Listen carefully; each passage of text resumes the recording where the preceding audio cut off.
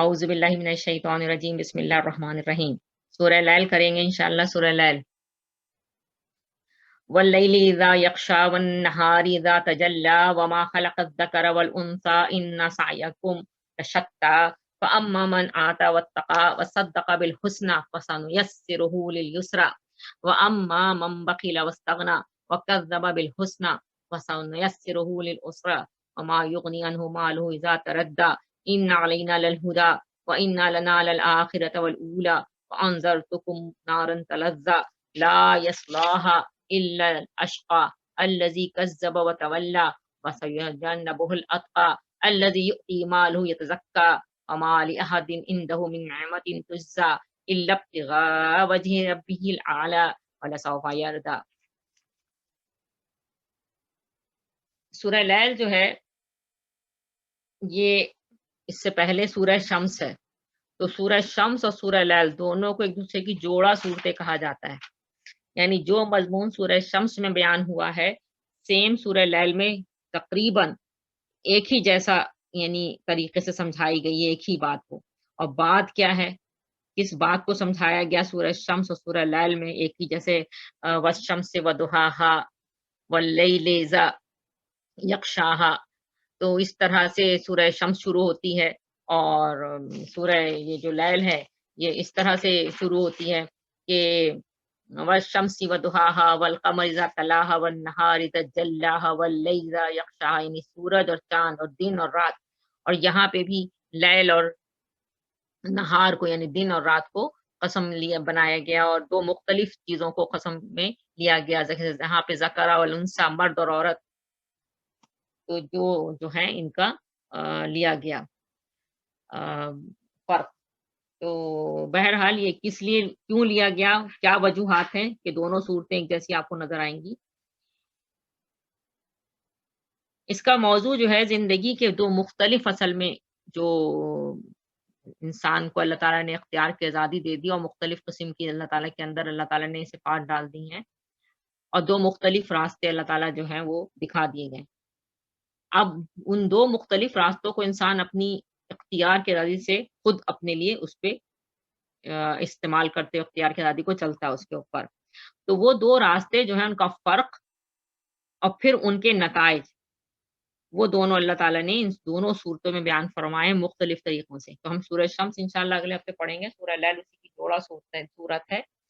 اور ایک دوسرا بہت بڑا میسج اس کے اندر ہے کہ جس طرح تم رات کا جوڑ دیکھتے ہو دن، اور دن کا جوڑ تم دیکھتے ہو رات، جس طرح مرد کا جوڑ تم دیکھتے ہو عورت، اور عورت کا جوڑ تم دیکھتے ہو مرد، اسی طرح کائنات میں ہر چیز کا اللہ تعالیٰ نے جوڑا بنایا ہے۔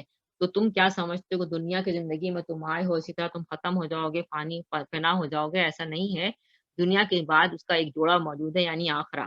دنیا عاجلہ اور اس کے بعد اس کا آخرہ، یعنی ہر چیز کے دو سرے ہوتے ہیں، تو دنیا پہلا اگر ابتدا یہی سرا ہے تو اس کا آخری سرا بھی موجود ہے۔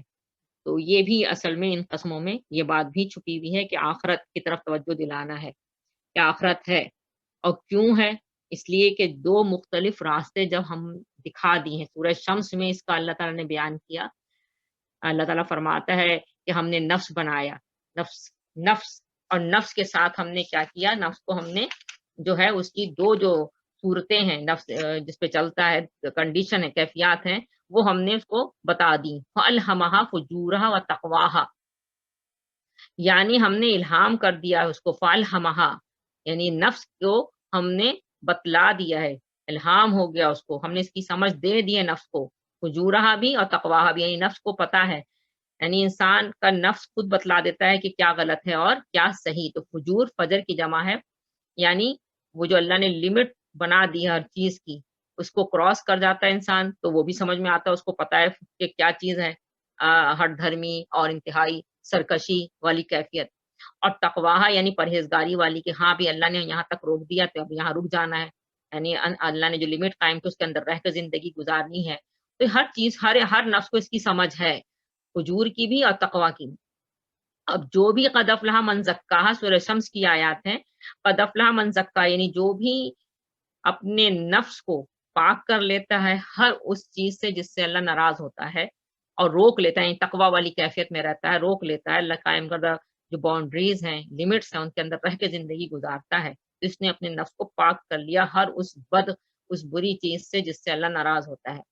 وقت خواب من دساہا، لیکن نامراد ہوا وہ جس نے اس کو مٹی میں ملا دیا، یعنی جو کر گزرتا ہے اور اس لمٹ کو جو اللہ نے قائم کیا اس سے گزر کر زندگی گزارتا ہے، یعنی فاجر کی زندگی، فاجرانہ زندگی کہلاتی ہے، فاجر کی زندگی گزارتا ہے تو اس نے اپنے نفس کو مٹی میں ملا دیا، اس نے اپنی نفس کو دوزخ کی آگ سے بچانے کا اہتمام نہیں کیا۔ تو اسی لیے اللہ تعالیٰ نے یہ دو جو مختلف راستے اللہ تعالیٰ فرماتا ہے سورہ شمس میں کہ ہم نے بتلا دیے ہیں، فَأَلْهَمَهَا فُجُورَهَا وَتَقْوَاهَا۔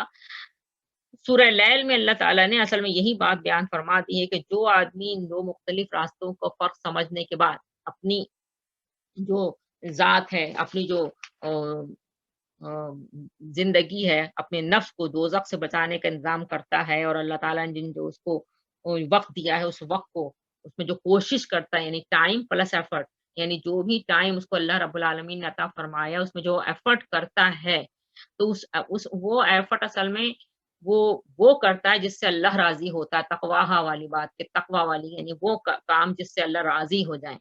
تو وقت وہ بھی خرچ کر رہا ہے، ایفرٹ وہ بھی کر رہا ہے، یعنی جد و جہد وہ بھی کر رہا ہے، لیکن وہ دائمی راحت کا سامان کر رہا ہے، دائمی یعنی ابدی آخرت کی زندگی کا۔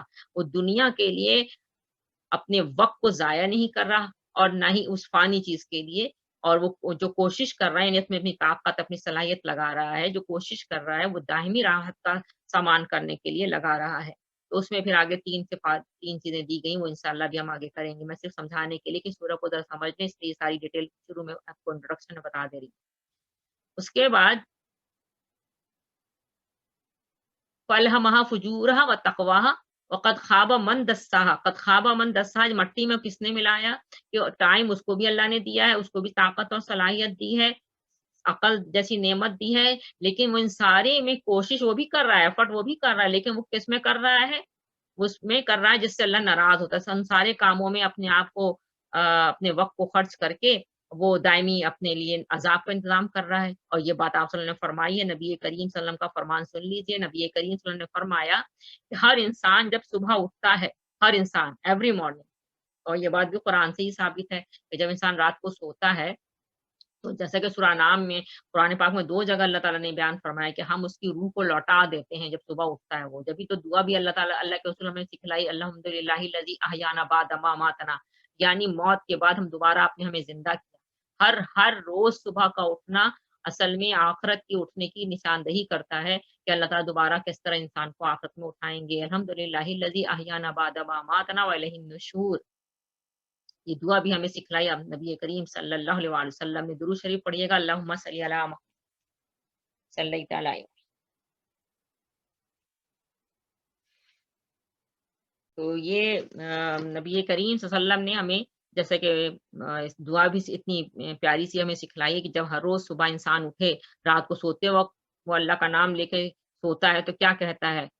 اللہم بسمک اموت واحیا، کہ اللہ تعالیٰ ہی کے نام سے انسان جو ہے وہ معین سونا ایکچولی کس بات کی طرف ہے کہ بھائی ایک طرح سے انسان موت کی طرف جاتا ہے، وہ سونا جو ہے، اور پھر اللہ تعالیٰ جیسے قرآن پاک میں فرماتے ہیں کہ ہم اس کی روح کو جس پہ روکنا اس کو روک لیتے ہیں اور جس کا لوٹانا ہوتا ہے اس کو لوٹا دیتے ہیں اس گرو کو، پھر انسان وہی دوبارہ صبح اٹھتا ہے۔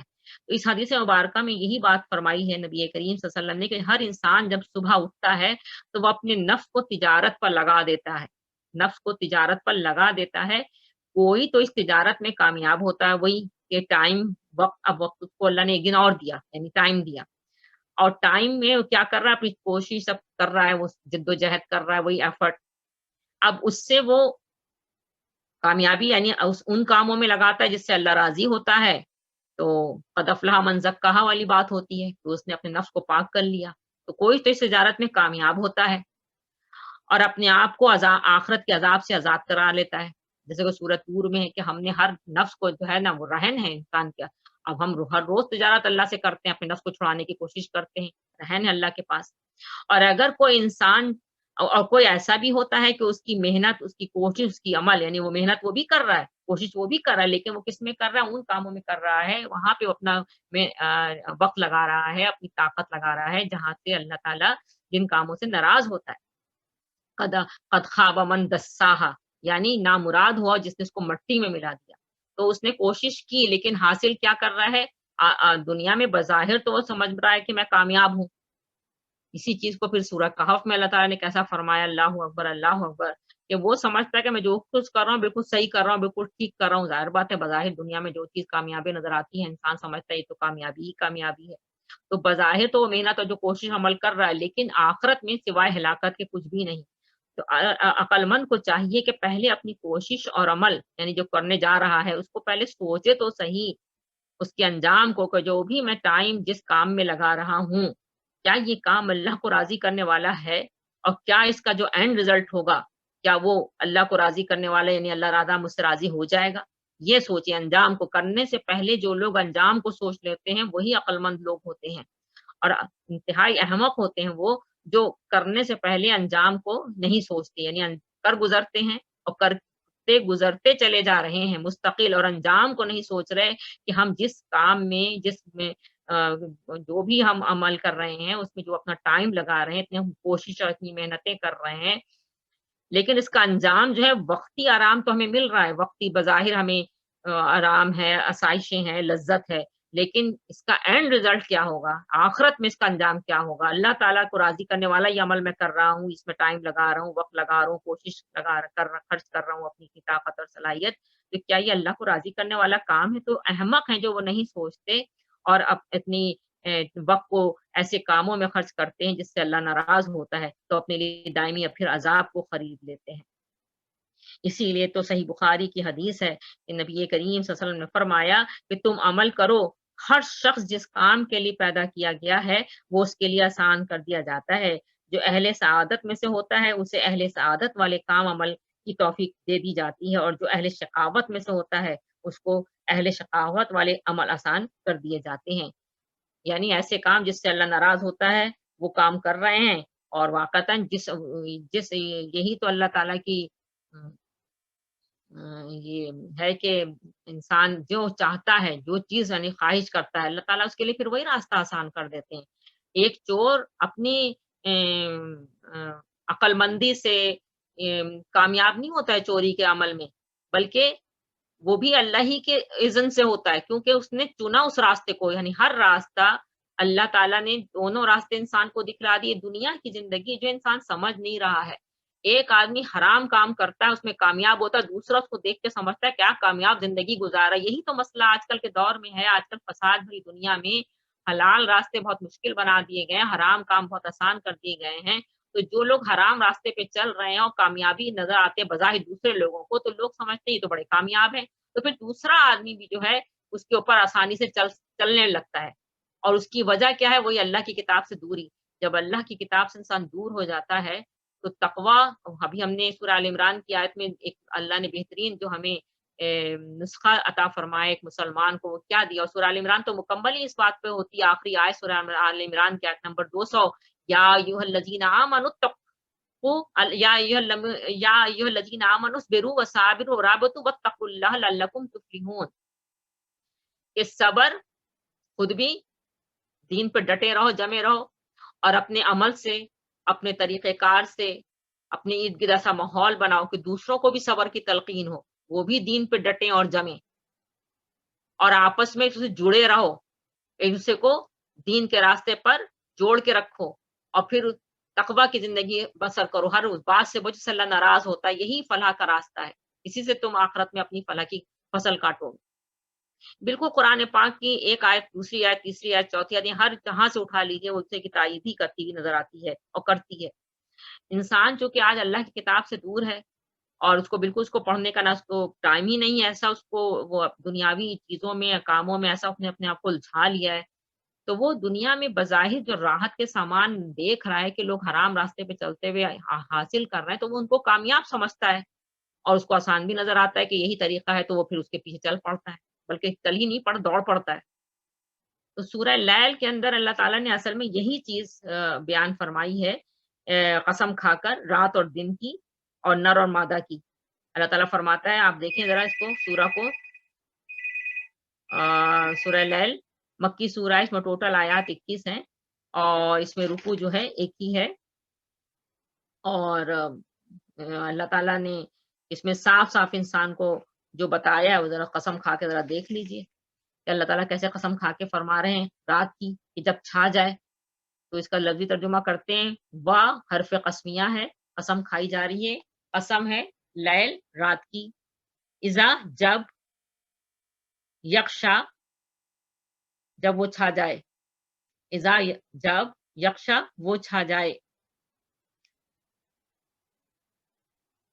وا قسم لیل رات کی، اذا جب، یکشا وہ چھا جائے، وا اور نہار دن کی، اذا جب، تجلا تجلا روشن ہو،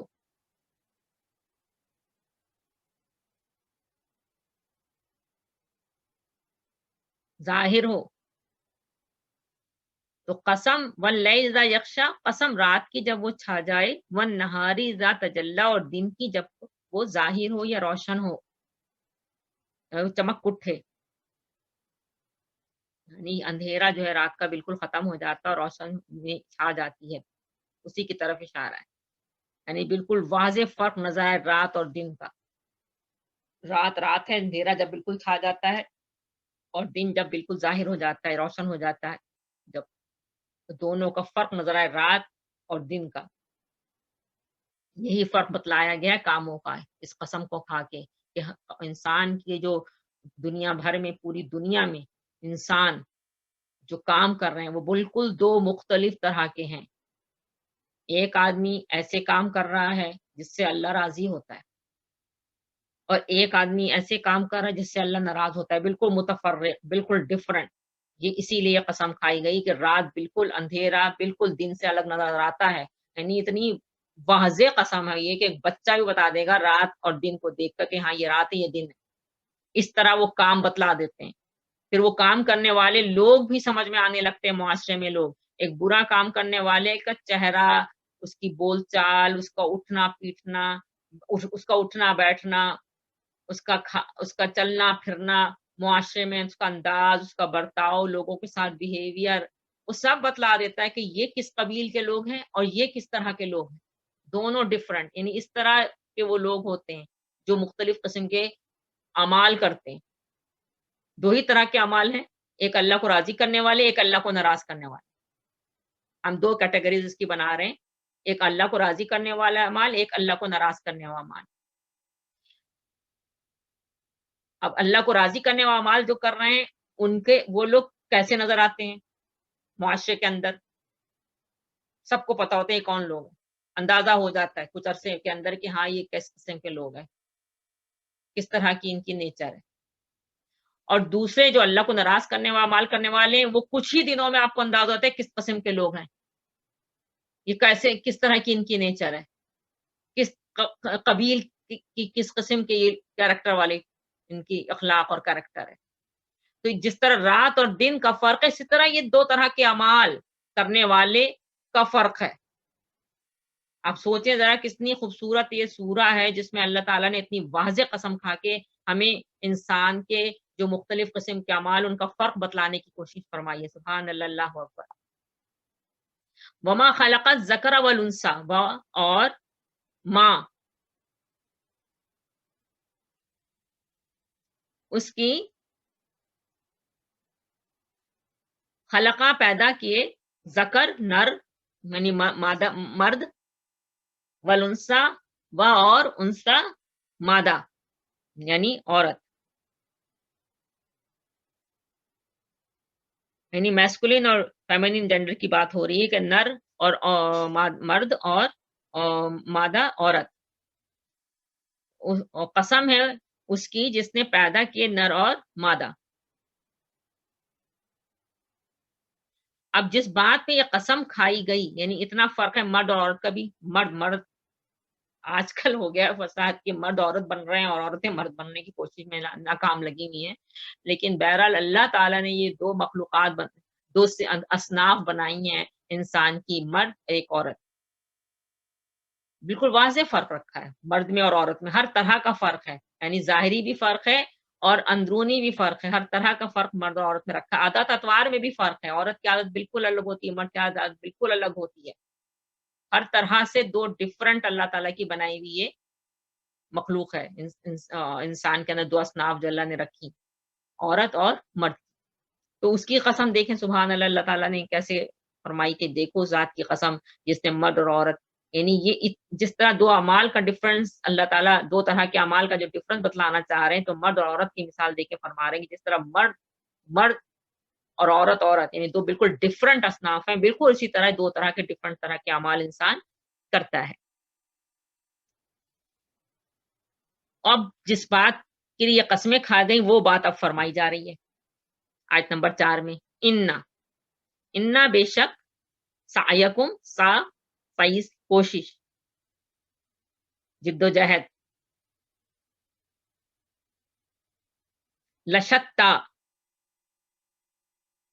سعیکم کوشش یا جد و جہد، کم تمہاری، مجھ سے آپ سے اللہ تعالیٰ مخاطب ہو کے فرماتے ہیں کہ بے شک تمہاری کوشش، تمہاری جد و جہد، لشتا، شتا جو ہے شتیت کی جمع ہے، مختلف طرح کی، متفرق، الگ الگ، بکھری ہوئی، ڈفرنٹ، یعنی تم لوگوں کی جو کوشش ہے وہ ڈفرنٹ ہے، الگ الگ ہے، بکھری ہوئی ہے، متفرق ہے۔ اللہ تعالیٰ ہم سب سے مخاطب ہو کے کیا انسان سے فرما رہے ہیں، دیکھیے کتنی کیسی واضح قسم کھا کر کے، واللیل اذا یغشی، کہ جب رات چھا جائے اور دن جب ظاہر ہو جائے، اور اس ذات کی قسم جس نے مرد اور عورت کو پیدا کیا، بے شک تمہاری جو کوششیں ہیں وہ مختلف طرح کی ہیں، طرح طرح کی ہیں، الگ الگ ہیں۔ وقت سب کو دیا ہے، ایک جیسا ہے، عقل سب کو ایک جیسی دی ہے، آنکھ، ناک، دیکھنے کی صلاحیت، سننے کی صلاحیت، بولنے کی صلاحیت، سب انسان کو اگر دیکھیں تو اللہ تعالیٰ نے سب کو ایک جیسا دیا ہے، لیکن جو نفس کو الہام کر دیا اللہ تعالیٰ نے، فَأَلْهَمَهَا فُجُورَهَا وَتَقْوَاهَا، راستے، طریقے، کام کے نوعیتیں جو ہوتی ہیں وہ ڈفرنٹ ہیں۔ اب جیسا اس کی طبیعت ہوگی، مزاج ہوگی، اس کے لحاظ سے وہ اپنی اخلاق کو سنوارے گا، اور نہیں ہوگی اس کی تو نہیں سنوارے گا۔ اگر سنوار لے گا، اپنے اخلاق کو، اپنے کیریکٹر کو بلڈنگ کرے گا،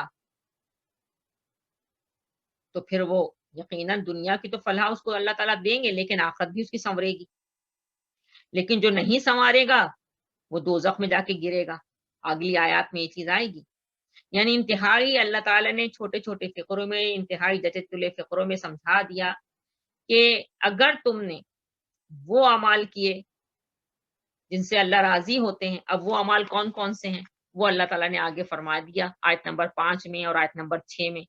فَأَمَّا مَنْ آتا، فَأَمَّا مَنْ آتا، فَأَمَّا، سو، من جس نے، آتا دیا، کیا دیا؟ مال اللہ کے راستے میں، یعنی جو اللہ تعالیٰ نے اس کو مال دیا ہے، اس مال کو وہ اللہ کے راستے میں خرچ کر رہا ہے۔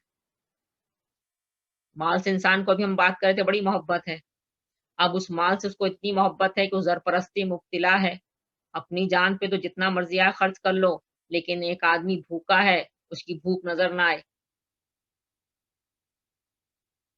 تو انسان کی کیریکٹر کی جو اصل چیز ہے کہ وہ زرپرستی میں مبتلا نہ ہو، انسان زرپرستی میں مبتلا ہو جاتا ہے، چاہتا ہے مجھے تو سب کچھ حاصل ہو جائے اور مجھے ایک پینی بھی خرچ نہ کرنی پڑ جائے۔ یہ انتہائی کیریکٹر کی بہت بڑی بری خرابی ہے۔ جب انسان ایک معاشرے میں رہتا ہے یا ایک گھر کے اندر رہتا ہے تو مل جل کے جب وہ زندگی گزارتا ہے تو زندگی میں خوبصورتی آتی ہے۔ مل جل کے زندگی گزارنا کیا ہوتی ہے؟ ایک اللہ تعالیٰ نے جو تمہیں مال دیا ہے وہ دل کی پوری خوشی کے ساتھ جب وہ خرچ کرتا ہے، یہی تو اللہ کے رسول نے اس کی وضاحت کرتے ہوئے فرمایا کہ بہترین لقمہ وہ ہے جو تم اپنی بیوی بچوں کے منہ میں ڈالتے ہو۔ اب ماں باپ ہیں، بیوی بچے ہیں گھر میں، اگر اسی لیے تو دیکھیں نا، اگر بہن ایسی طلاق ہو جائے یا بیوہ ہو جائے، اگر تم اس کو ساتھ بہترین تمہارا سلوک ہے تو یہ بھی جنت میں لے جانے والے سارے اعمال ہیں۔ تو اللہ بہت راضی اور بہت خوش ہوتا ہے کہ تم جو مال کما رہے ہو اس مال کو تم اپنے ارد گرد جو تمہارے لوگ موجود ہیں گھر کے اندر تمہارے ریلیشن اس کے اوپر تم کھلے دل کے ساتھ، دل کی پوری خوشی کے ساتھ خرچ کر رہے ہو. لیکن اگر تمہارا منہ بن رہا ہے، تم ناراض ہو رہے ہو، تمہارا دل تنگ ہو رہا ہے، تو اللہ ناراض ہو رہا ہے. یہ کریکٹر کی خرابیاں، یہ اخلاق کی خرابیاں ہیں. قرآن اخلاق کی بلڈنگ کرتا ہے. جب ہم قرآن کو پڑھتے ہیں، سیکھتے ہیں، سمجھتے ہیں، تب ہماری کریکٹر بلڈنگ ہوتی ہے، اخلاق کی بلڈنگ ہوتی ہے. اور آج قرآن سے دوری کی وجہ سے آج ہمارا اخلاق کہاں کھڑا ہوا ہے، کہاں کریکٹر پہنچا ہوا ہے ہمارا، کہ آج ہم ایک پینی بھی خرچ کرتے ہیں تو ہمارا دل جو ہے اکھڑا اکھڑا رہتا ہے کہ کیوں اور کیوں، اور ہم کیوں کریں اور کیسے کریں. اور ہر وقت اسی ہماری ساری عقل اسی کام میں لگی رہتی ہے، کہاں سے کس طرح سے ہم اس پیسے کو بچا لیں، کہاں سے کس طرح ہم اس پیسے کو حاصل کر لیں. ساری بس عقل جو ہے یہیں استعمال کر رہے ہوتے ہیں. یہ ہے اخلاق کی خرابی، یہ ہے کریکٹر کی خرابی. یہی چیز سورہ لیل میں اللہ تعالیٰ نے بیان فرمائی ہے قسم کھا کے کہ جس طرح رات اور دن کا فرق تمہیں نظر آتا ہے، جس طرح مرد اور عورت کا فرق نظر آتا ہے، اسی طرح ہر انسان کے جو اعمال ہیں وہ ڈفرنٹ ڈفرنٹ ہیں. کیونکہ ہم نے یہ دنیا جو ہے آزمائش کے لیے بنائی ہے. ہم نے انسان کو دنیا میں جو بھیجا ہے یہ دارالمحن ہے، امتحان کی جگہ. اب اس امتحان کی جگہ پہ ہم نے دونوں راستے رکھ دیے اور انسان کو اختیار کی آزادی دے کے چھوڑ دیا ہے. اب وہ خود اپنے لیے کون سا راستہ چنتا ہے. اگر تو اللہ کو راضی کرنے والے اعمال میں اپنے ٹائم کو، اپنے وقت کو، جو ہم نے وقت سب کو دیا ہے انصاف کے ساتھ، اس کو خرچ کرتا ہے. عقل ہم نے سب کو دی ہے. اگر اس عقل کو اللہ تعالیٰ کے راضی کرنے والے کاموں میں استعمال کرتا ہے تو ہم اس سے راضی ہوتے ہیں. پھر ہم آخرت جو ہے وہی جو پھر بات ہے کہ اس میں ایک اور چیز چھپی ہوئی جوڑا، کہ جیسے رات کا جوڑا دن ہے، مرد کا جوڑا عورت ہے، بالکل اسی طرح دنیا کا جوڑا آخرت ہے. آخرت آنی ہے کیونکہ دو مختلف طرح کے لوگ اعمال کر رہے ہیں. تو یہ دنیا جو ہے کوئی اندھیر نگری نہیں ہے، کسی کھلنڈے کا کھیل نہیں ہے کہ سب لوگ اس طرح کے عمل کریں. کوئی چالاکی دکھا دکھا کے اپنی عقل مندی سے خوب خوب لوگوں کو تنگ کر کر کے، اپنے مال کو اکٹھا کر کر کے خوب خوب جو ہے وہ اللہ کو ناراض کرنے والے اعمال کرے، اور ایک جو ہے وہ خوب خوب اللہ کو راضی کرنے والے اعمال کرے. تو کیا ہم دونوں کو برابر کر دیں؟ کیا ہم ایسا کریں گے؟ ایسا ہم ہرگز نہیں کریں گے. ہم نے ضرور ایک دنیا کا جو دارالمحن ہے، اس کا ایک جوڑا ہم نے آخرت رکھی ہے، جہاں ہم دونوں طرح کے اعمال کرنے والوں کو بتا لائیں کہ تم کیا لے کر ہمارے بارگاہ میں آئے ہو. جو ہمیں راضی کرنے والے اعمال لے کر آئے گا، ہم اس سے راضی ہوں گے. وہ اپنی بہترین فصل کاٹے گا، آخرت کی فصل بہترین شکل میں. لیکن جو ناراض کرنے والے اعمال لے کر آئے گا، ظاہر بات ہے اس کو ہم کہاں ڈالیں گے. آگے آیت آ رہی ہے، وہ آیت تو گھبرا دینے والی ہے. تردہ کہتے ہی ہیں گڑھے کو، یعنی جہنم کے گھڑے میں اس کو ڈالیں گے. سورہ مدثر کی آیت ہے. اللہ تعالیٰ فرماتا جو ہے کہ ہم اس کو سخت چڑھائی چڑھائیں گے. یہاں پر وما یغنی عنہ مالہ اذا تردہ، اس کا مال کسی کام نہیں آیا. اذا تردہ، جب وہ گرے گا، کہاں گرے گا؟ جہنم کے گھڑے میں گرے گا. اس نے اپنے لیے خود اپنے عمل سے، اپنے اخلاق سے، اپنے کردار سے، اپنی برائیوں سے اپنے لیے جہنم کا گڑھا تیار کیا ہے.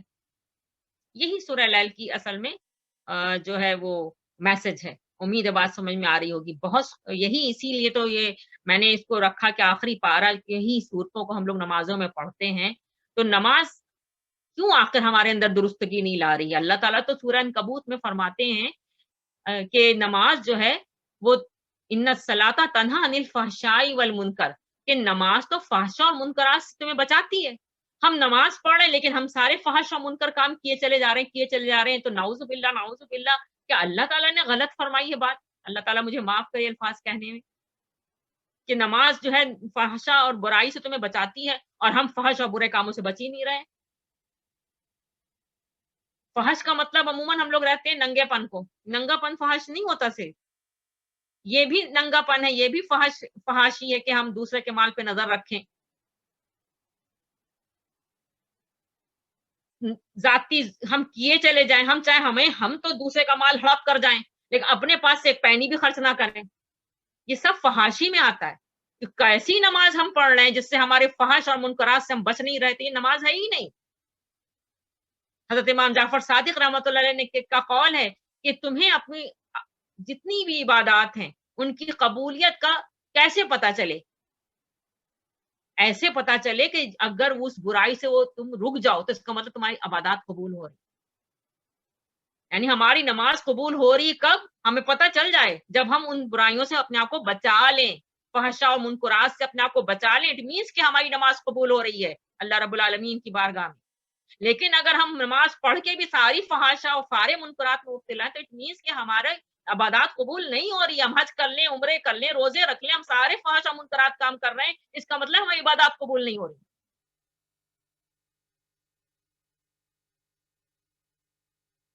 اللہ فرما رہا ہے کہ تمہاری، کیونکہ نماز میں ہم جب صورتیں پڑھتے ہیں 5 ٹائم اللہ تعالیٰ میں 5 ٹائم فرض ہے نماز. فجر، ظہر، عصر، مغرب، عشاء. یعنی سو کے اٹھے فجر پڑھی، سونے جا رہے ہیں عشاء پڑھی، اور دن کے مختلف اوقات میں ظہر، عصر، مغرب. یعنی یہ بار بار تھوڑے تھوڑے وقت پہ کیا ہے، یہ اللہ کی یاد دہانی ہے، ریمائنڈ کرنا ہے. جب آپ نماز پڑھیں گے اس میں قیام شرط ہے، قیام میں قرآن پڑھا جاتا ہے. جب اس قرآن کو آپ سمجھ کے پڑھیں گے تو کیسے ہی نہیں انسان کے اندر تبدیلی آئے گی، اس کے اخلاق میں، اس کے کریکٹر میں. مسئلہ یہ کہ ہم بغیر سمجھے پڑھتے ہیں، اس لیے ہمیں کچھ پتہ ہی نہیں ہم کیا پڑھتے ہیں. کچھ لوگ تو خیر پڑھتے ہی نہیں نماز، نماز ہی کے تاریخ ہیں، اور اگر پڑھتے بھی ہیں تو ایسا پڑھتے ہیں کہ نماز پڑھ کے بھی نہیں پڑھی. آپ صلی اللہ علیہ وسلم نے ایک آدمی کو 3 دفعہ فرمایا جا کے، نہیں تم نے نماز نہیں پڑھی اور پھر پڑھو، نہیں تم نے نماز نہیں پھر پڑھی، تم نے نماز نہیں پڑھی پھر پڑھو. کیوں فرمایا؟ اس لیے کہ وہ نماز جس طرح پڑھو تو نماز پڑھی ہی نہیں اس نے. جلدی جلدی بس رکوع اور سجود کر لینا نماز تھوڑی ہے. تو اللہ کے رسول صلی اللہ علیہ وسلم نے اس کو کیسے بار بار فرمائی تاکید، اطمینان کے ساتھ ٹھہر ٹھہر کے جو پڑھ رہے اس کو اطمینان سے پڑھو، رک رک کے سوچ کے کہ کیا پڑھ رہے ہو. تم پتا ہونا چاہیے تم پڑھ کیا رہے ہو، تم عمل کون سا کر رہے ہو، کس مالک کے آگے تم جو ہے رکوع اور سجود کر رہے ہو. جب دن میں آدمی 5 ٹائم اس کو سمجھ کے اس طرح کرے گا، اسی کو تو کہتے ہیں نماز کی حفاظت کرنا. اور اگر اس طرح نہیں تو نماز کا ضائع کرنا ہے. تو یہی ٹارگیٹڈ ہے کہ آخری پارے ہی کی صورتیں موسٹلی ہمارے نماز میں پڑھی جاتی ہیں. تو ہم سمجھ کے پڑھیں تاکہ ہمارے کیریکٹر سدھرے، ہمارا اخلاق سنورے. اللہ تعالی ہم سب کو اس کی سمجھ دے دے. آمین ثم آمین. آج مسلم امہ کہاں کھڑی ہے، کس طرف جا رہے ہیں لوگ، ہم کس پہ اعتبار کریں، کس پہ بھروسہ کریں. انسان سمجھتا ہے میں بڑا عقل مند ہوں، میں چلاکی سے، عقل مندی سے یہ کام کر لوں گا، لیکن وہ بھول گیا کہ اوپر والا بیٹھا اس کو ہر وقت دیکھ رہا ہے، وہ اس کی سینوں میں چھپے ہوئے رازوں سے بھی اچھی طرح واقف ہے، اور جانا اسی کے پاس ہے. اسی لیے آخرت رکھی گئی کہ تم مرنے کے بعد آؤ گے تو میرے ہی پاس، پھر ہم تمہیں بتلا دیں گے کہ تم کیا لے کر آئے ہو. یہی سورہ شمس ہو چاہے سورہ لیل ہو، اس کا یہی میسج ہے کہ جس طرح رات کا جوڑا دن اور مرد کا جوڑا عورت، اسی طرح دنیا کا جوڑا آخرت ہے. جس طرح رات اور دن وہ مختلف ہیں، مرد اور عورت دو مختلف ہیں، اسی طرح مختلف قسم کے لوگ اعمال کرتے ہیں. تو جو اچھے اعمال، اللہ کو راضی کرنے والے اعمال ایمان کے ساتھ لے کر آئے گا، ہم اس کو انعام دیں گے اس کے بدلے میں. اور جو اللہ تعالیٰ کی دی ہوئی ساری جتنی بھی اس کو اللہ نے اس کو دی ہے، تمام حجت اللہ نے کر دی ہے. دیکھنے کو کان دیے، سننے کو کان دیے، دیکھنے کو آنکھیں دی، بولنے کو زبان دی، عقل جیسی نعمت دی، ہاتھ پیر کی نعمت کی سلامتی دی، پھر رسول دیے، کتابیں دی، ہر کچھ تو دیا مالک نے. کیا کچھ نہیں، اتمام حجت تو رب نے کر دی. تمہارے اوپر ہے کہ تم اپنی اختیار کی آزادی رکھتے ہوئے کون سے راستے کو چنتے ہو. اللہ کو راضی کرنے والے اعمال والے راستے کو چنتے ہو، یا اللہ کو ناراض کرنے والے اعمال کے راستے کو چنتے ہو. کرو، مر کے آنا تو میرے ہی پاس ہے تم کو، پھر میں تمہیں بتا دوں گا کہ تم کیا لے کر آئے ہو میرے پاس. جس انسان کو بھی اس بات کی سمجھ آ جاتی ہے میری بہنوں، وہ انسان اپنی قبر کی اور آخرت کی تیاری میں لگ جاتا ہے. وہ اپنی ذات سے ذرہ برابر بھی کسی کو بھی تکلیف پہنچانے کی ہمت، کیا جرت، کچھ بھی نہیں. وہ تو سوچے گا بھی، اس کے خیال میں بھی نہیں آئے گا کہ میں میری اگر ذرہ برابر اس سے تھوڑی سی کسی کو، تو اس کی بھی معافی اللہ سے ہر وقت مانگے گا اٹھتے بیٹھتے کہ مجھ سے کیسے کسی کو تکلیف پہنچ. لیکن جو لوگ بے حس ہو جاتے ہیں، سمجھتے دنیا کی زندگی اصل زندگی ہے، ہم اس کو ہر طرح سے بہت آرام دہ بنا لیں، وہ ذرا برابر نہیں سوچتے، وہ بے حس لوگ ہیں. وہ انسان پھر ہے ہی نہیں، وہ تو اسفل سافلین ہے. اللہ اکبر. یہی میسج ہے اصل میں سورہ شمس کا بھی اور سورہ لیل کا بھی. اب یہ 3 دیکھیں آپ، فاما من آتا، یعنی جس نے دیا، آتا.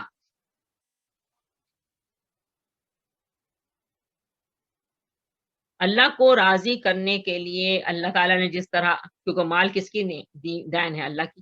اللہ تعالیٰ نے مال دیا ہے، اور اللہ تعالیٰ نے اس کو خرچ کرنے کا طریقہ بھی بتلا دیا ہے. پوری سورہ بقرہ میں آپ دیکھ لیں، پھر سورہ بھی ہم آل عمران کر رہے ہیں. مال کا اللہ کے راستے میں خرچ کرنا اللہ تعالیٰ کو بہت زیادہ پسند ہے. بلکہ چوتھا پارہ تو شروع ہی سے لن تنالوا البر، تم تو نیکی کو پہنچ ہی نہیں سکتے. لن تنالوا البر، تم پہنچ ہی نہیں سکتے جب تک تم وہ چیز خرچ نہ کرو تم جس سے بہت محبت کرتے ہو، تمہیں بڑی پیاری ہے. اور مال بہت پیارا انسان، اور وہ اللہ کے راستے میں خرچ ہو رہا ہے اللہ کے حکم کے مطابق. اپنے ارد گرد کے لوگوں سے اپنی ٹیبل نہیں بھر رہا انسان، اپنی الماری کو نہیں بھر رہا، دوسروں کو بھی یاد رکھا ہے. ننگے کو کپڑا پہنانا، بھوکے کو کھانا کھلانا اللہ کو بہت زیادہ پسند ہے. اللہ تعالیٰ تو یہ سوال کریں گے کہ میں بھوکا تو نے مجھے کھانا نہیں کھلایا، میں ننگا تھا، میرے پاس یعنی کپڑے نہیں تھے تو نے مجھے کپڑا نہیں پہنایا، میں بھوکا تھا مجھے کھانا نہیں کھلایا. انسان کہے گا آپ بھوکے تھے؟ یعنی کسی بھوکے کو کھانا کھلانا اللہ کو اتنا زیادہ پسند ہے کہ اللہ تعالیٰ اس طرح فرمائیں گے. اللہ اکبر. کسی ننگے کو کپڑا پہنانا اللہ کو اتنا زیادہ پسند ہے کہ اللہ اس طرح فرمائیں گے. اللہ اکبر. تو اللہ تعالیٰ کو یہ کام بہت زیادہ پسند ہے. اللہ نے جو مال دیا ہے اللہ کے بتلائے ہوئے طریقے کے مطابق اللہ انسان اگر جب خرچ کرتا ہے تو پھر اللہ تعالیٰ بہت راضی ہوتے ہیں. اس لیے پہلی صفت آپ دیکھ لیں یہاں پر کہ انسان کو جو بھلائی کے کام ہیں اس میں سب سے بڑی چیز جو اللہ تعالیٰ نے پہلی چیز جو فرمائی ہے وہ نماز پڑھنا نہیں فرمائی ہے، روزہ رکھنا اور حج کرنا اور زکوٰۃ دینا وہ عمرہ کرنا نہیں فرمایا ہے، بلکہ اللہ کے راستے میں مال کا خرچ کرنا. اللہ راضی ہوتا ہے اس سے. واتقا، اور پرہیزگار بنا، اللہ کی نافرمانی سے بچا. تقا یعنی ہر اس کام سے بچ رہا ہے جس سے اللہ ناراض ہوتا ہے. بھئی مجھے نہیں کرنا، جھوٹ نہیں بولوں گا. جھوٹ سے بڑے معاملات آسان ہو جاتے ہیں، اور دوسرے کو کیا معلوم کہ میں نے کیا کیا ہے، وہ تو مجھے پتا ہے نا کہ میں غلط کر رہا ہوں صحیح کر رہا ہوں، کسی کو کیا پتا. جھوٹ سے بات آسان ہو جاتی ہے، جھوٹ بول دو، بات کو ادھر سے ادھر گھما دو، بات کو ایسے سے ادھر کر دو، اوپر کی بات نیچے، نیچے کی بات اوپر کر دو. کسی کو کیا پتا؟ اللہ کو پتا ہے. جس کو اللہ سے ڈر لگتا ہے، جو اللہ کو حاضر اور ناظر جانتا ہے، جس کو یہ پتا ہے کہ میرا رب ہر چیز کو جانتا ہے اور مجھے اسی کے پاس جانا ہے مر کر، وہ بہرحال اپنی زبان کی حفاظت کرتا ہے، اپنے منہ سے ایک لفظ ایسا نہیں نکالتا جس سے اس کو پتا ہو کہ ہاں اس بات سے کسی کے میں حق تو مار لوں گا کسی کا، لیکن میرا رب اس کو جانتا ہے کہ میں کس طرح زبان کو الٹ پھیر کر کے کسی کا حق مار رہا ہوں. اپنے رب کو راضی کرنے کے لیے اگر سولی میں بھی چڑھایا جا رہا ہوگا تب بھی سچ بولے گا کہ جان جاتی ہے تو جائے لیکن میرا رب مجھ سے راضی ہو رہے. اپنے رب کو راضی کرنے کے لیے اور حال میں سچ بولے گا. میں نے آپ کو امام بخاری کا ایک دفعہ واقعہ سنایا تھا، اور عبد القادر جیلانی رحمۃ اللہ علیہ کا تو بہت مشہور واقعہ ہے یہ. تو ان کی ماں نے جو ان کو دیے تھی دینار، سفر پہ جا رہے تھے علم کا سفر حاصل کرنے، اور ڈاکوؤں نے پکڑ لیا. اب کھڑے ہوئے ہیں تو کیسا انہوں نے نکال کے خود دے دیا، جھوٹ تھوڑی بولا، مال ہے نکال کے دے دیا. حضرت امام بخاری رحمۃ اللہ علیہ کا کتنا مشہور واقعہ ہے. کشتی میں وہ کہیں حدیث ہی حاصل کرنے کے لیے کشتی کے سفر پہ تھے، جا رہے تھے، اور ان کے پاس دینار تھے. کسی نے دیکھ لیا کشتی کے مسافروں میں سے کسی ایک مسافر نے کہ ان کے پاس اتنے سونے کے بھائی دینار موجود ہیں. اس نے تھوڑی دیر بعد شور مچا دیا کہ میرے دینار کی تھیلی تھی وہ کھو گئی ہے، کسی نے لوٹ چوری کر لی ہے. جو کشتی کا ملہ تھا اس نے کہا بھی سب سارے مسافروں کی تلاشی لی جائے گی، کیونکہ یہ آدمی کہہ رہا ہے کہ بھائی میری دیناروں کی جو تھیلی وہ چوری ہو گئی ہے، تو سب کی تلاشی لی جائے گی. امام بخاری بھی اس میں موجود ہیں. بھائی سارے مسافر، تلاش شروع ہوئی، کسی کے پاس سے تھیلی نہیں نکلی. اب یہ آدمی جس نے یہ جھوٹا شور مچایا تھا اب یہ پریشان کہ یہ تھیلی کہاں گئی، ان کے پاس تو تھی کہیں سے نہیں نکلی تھیلی. اب معاملہ تو ختم ہو گیا، اب تھیلی تو نکلی نہیں کہیں سے، بات ختم ہو گئی. تھوڑی دیر بعد اس مسافر نے امام بخاری سے پوچھا کہ حضرت آپ کے پاس وہ دیناروں کی تھیلی تھی کہاں گئی؟ انہوں نے کہا میں دریا برد کر دی، دریا میں پھینک دی. حیرت، آپ نے دیناروں کی تھیلی دریا میں پھینک دی؟ کتنا خوبصورت جواب دیا. کردار کی حفاظت، وہی بالکل جیسے حضرت یوسف علیہ السلام الزام لگایا زلیخا نے، اللہ اکبر، جیل جانے کو ترجیح دی آزادی پر. ایسی آزادی سے جیل میں جانا بہتر ہے. جہاں کسی کی آبرو کے اوپر اتنا بڑا الزام لگایا جائے. انہوں نے اپنی آبرو کی حفاظت کے لیے قید خانے کو آزادی پہ ترجیح دے دی. یہ باتیں حضرت امام بخاری کی، جیسے میں نے مثال دیا، حضرت یوسف علیہ السلام کی سورہ یوسف میں جیسے اللہ تعالیٰ فرماتے. میں سوچتی ہوں کہ آج ہم کس دنیا میں زندہ ہیں، کہاں ایسے کیریکٹرز نظر آتے. دین، قرآن، انسان کی عمل کی سچائی، زبان کی سچائی کہاں نظر آتی ہے؟ بہت تقریباً ہے، میں یہ نہیں کہوں جبھی تو دنیا قائم، لیکن معدوم ہوتی جا رہی. لیکن اللہ سے دعا کرتی ہوں مالک اس فساد زدہ ماحول میں ہمیں بچا کے رکھنا اس چیز شر سے. ہم اپنی زبان کی حفاظت کریں، عمل کی حفاظت کریں، زبان کی سچائی عطا فرمائے، عمل کی سچائی عطا فرمائے ہمیں بھی، ہماری اولادوں کو بھی. اللہ تعالیٰ کہ اللہ اسی سے راضی ہوتا ہے. یہی دنیا ہے. انسان سمجھے گا کہ اپنے بچوں کو ڈم بنا دیا، بیوقوف بنا دیا. آج کل کی دنیا میں کہاں ہے؟ ہم تو اپنے بچوں کو چالاک بنائیں گے، ہوشیار بنائیں گے، کس طرح بات کو گھما پھرا کے، جھوٹ بول کے، ادھر سے ادھر کر کے بچے عقل مندی سے اپنے راستے بنا رہے. ہم تو اپنے بچوں کو اسمارٹ بنائیں گے. آج کل کے دنیا میں ایسی لوگوں کو جینیس کہا جاتا ہے، اسمارٹ کہا جاتا ہے. نہیں، جو ماں باپ اپنے بچوں کو کردار کی سچائی، عمل کی سچائی سکھلاتے ہیں، زبان کی سچائی سکھلاتے ہیں، بے شک ان کے بچوں کو لوگ کہتے ہیں کہ یہ تو ڈم بنا رہے ہیں بچوں کو. بالکل ڈم ہے بچے، آج کل کی دنیا کے لائق نہیں چلنے کے. لیکن یہ یقین ہے کہ آخرت ان کے لیے ہے.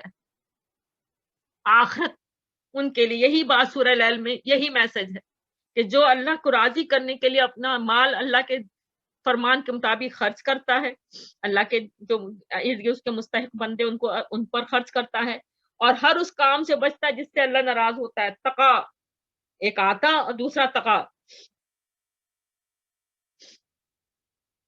کیونکہ آپ دیکھیں اسٹیپ بائی اسٹیپ کہ جب مال انسان خرچ کرتا ہے تو اس کا جو تن اندر سے جو بات نا وہ اجلا ہوتا جاتا ہے، اس کا من اجلا ہوتا جاتا ہے.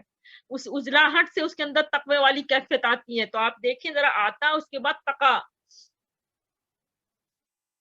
یعنی اس کے اندر اتنی تقوی والی کیفیت آتی جاتی ہے کہ ہر اس بات سے وہ اسٹیپ بائی اسٹیپ بچنے کی کوشش کرنے لگتا ہے. واقعتاً وہ ایسا ہو جاتا ہے کہ اس سے تو اگر زبان سے اگر ایک کوئی لفظ بھی نکل جائے، کسی کو تکلیف ہو جائے، اس کی بھی معافی مانگتا ہے کہ مجھے معاف کر دو، خدا کے وہ اپنی کسی حرکت سے کسی کو بڑی تکلیف پہنچائے. اللہ اکبر.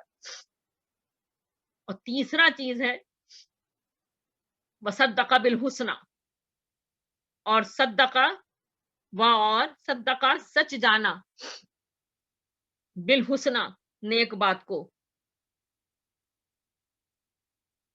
حضرت عبداللہ ابن عباس کہتے ہیں کہ تصدیق کرنا، سچ جاننا، حسنہ سے مراد کلمہ طیبہ لا الہ الا اللہ ہے.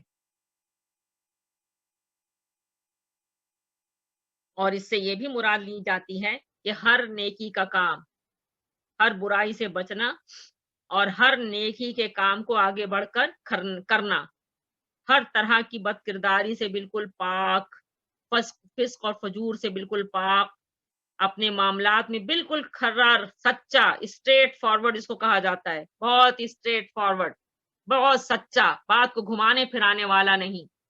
جو بات ہے سچائی کے ساتھ کرنا، اسٹریٹ فارورڈنس جس کو کہا جاتا ہے. اپنے معاملات میں بالکل کھرا ہو، سچا ہو، کسی کے ساتھ بے ایمانی نہ کرے، بد عہدی نہ کرے، بے وفائی نہ کرے، جس سے کسی کو خیانت، ظلم اور زیادتی کا اندیشہ نہیں. اتنا سالڈ کیریکٹر ہے تو اس سے آپ کو آپ پر شک ہی نہیں اس پر کہ یہ میرے ساتھ کوئی خیانت کرے گا، یا میرے ساتھ کوئی ظلم کرے گا، میرے ساتھ کوئی زیادتی کرے. وہ اتنا زیادہ معاشرے میں، اپنے گھر میں اتنا پیس پھیلانے والا، اپنی ذات سکون پھیلانے والا وہ فرد ہے کہ اس سے کسی کو بھی کسی قسم کی خیانت کا، ظلم کا، اندیشے کا، ذاتی کا اندیشہ ہی نہ ہو. جو ہر شخص کے ساتھ اچھے اخلاق سے پیش آئے، کسی کو اس کی سیرت اور کردار پر انگلی رکھنے کا موقع ہی نہیں ملتا. یہ تین یہ جو بہترین جو کردار اس اللہ راضی ہے اس کے 3 اسٹیپس ہیں: آتا، تقا، اور پھر صدقہ بالحسنى. مال کو دینے سے کردار آپ کا، انسان کا جو ہے اجلا ہوتا ہے. اسی میں ہے صدقات ہیں. زکوٰۃ تو فرض ہے، وہ تو دینا ہی دینا صاحب نصاب کو، لیکن اس کے علاوہ صدقات ہیں. پھر اس میں کفارے وغیرہ کرنا، انسان جو ہے کفارہ ادا کر رہا ہے، مختلف اگر کوئی گناہ ہو گیا تو فوراً سے مال نکال دیا، کفارہ ہو گیا بھائی، زکوٰۃ وغیرہ نکال رہا ہے، تو اس سے اللہ راضی ہوتا ہے، ہر وہ عمل کر رہا ہے جس سے اللہ راضی ہو رہا ہے، ہر نیک بات کو جو ہے وہ اس کو اپنی ذات سے، اپنے اعمال سے، اپنے کردار سے خوب وہ جو ہے اس کو پھیلا رہا ہے، کوشش کر رہا ہے کہ وہ میری ذات سے ہر طرح سے یہ چیز جو ہے وہ پھیلے۔ قرآن میں جو اللہ تعالیٰ نے حکم دیا ہے اس کے مطابق زندگی بسر کر رہا ہے، شریعت الہی کے مطابق زندگی بسر کر رہا ہے، صدق بالحسنی، حضرت عبداللہ ابن عباس نے جیسے فرمایا کہ کلمہ طیبہ لا الہ الا اللہ ہے، لا الہ الا اللہ محمد رسول اللہ کی شہادت دینے کے بعد، صدقہ تصدیق کرنے کے بعد، قرآن پاک کی تصدیق کرنے کے بعد، اور قرآن پاک کی تصدیق یعنی ایمان لانا، اس کے بعد جو شریعت اللہ نے اس میں بیان فرمائی ہے، یعنی قرآن میں جو اللہ نے ضابطہ حیات دیا، زندگی گزارنے کا قانون دیا، اس کے مطابق زندگی بسر کرنا، اب اس میں ساری چیزیں آ جاتی ہیں، ہر طرح ہر سارے معاملات زندگی میں ساری چیزوں میں وہ اللہ کے فرمان مطابق بسر کر رہا ہے، صدقہ تصدیق کر رہا ہے اپنے عمل سے اس بات حسنہ۔ تو اللہ تعالیٰ فرماتے ہیں آیت نمبر 7 میں فَسَنُيَسِّرُهُ لِلْيُسْرَىٰ، واپس یہ یسر کا لفظ آپ جانتے ہی ہیں، اس میں لفظ چھپا ہوا یسر، یسر آسان، تو ہم اس کو آسان طریقے کی یعنی جو اگر اس نے یہ اعمال اپنے کردار کا حصہ بنا لیے تو ہم اس کے لیے آسانی کر دیں گے، اس کے لیے ہم آسان کریں گے، لِلْيُسْرَىٰ آسان طریقے کی۔ اور یہ ہوتا ہے جو انسان جب اللہ کو راضی کرنے والے راستے پہ چل پڑتا ہے تو وہ راستہ شروع میں مشکل لگے گا اس کو کہ کیسے کس طرح یہ ہوتا ہے، بہت مشکل ہے۔ جیسے مثال ایک دوں کہ جیسے ایک زمانے میں باقاعدہ پلاننگ سے عورتوں کے سر کے اوپر سے چادر اتاری گئی، فیشن کے نام پہ سر کھلا بال کھلے لے کے باہر جانا ہے۔ ایک بات کہہ رہی ہوں، مثال دے رہی ہوں سمجھانے کی شاید،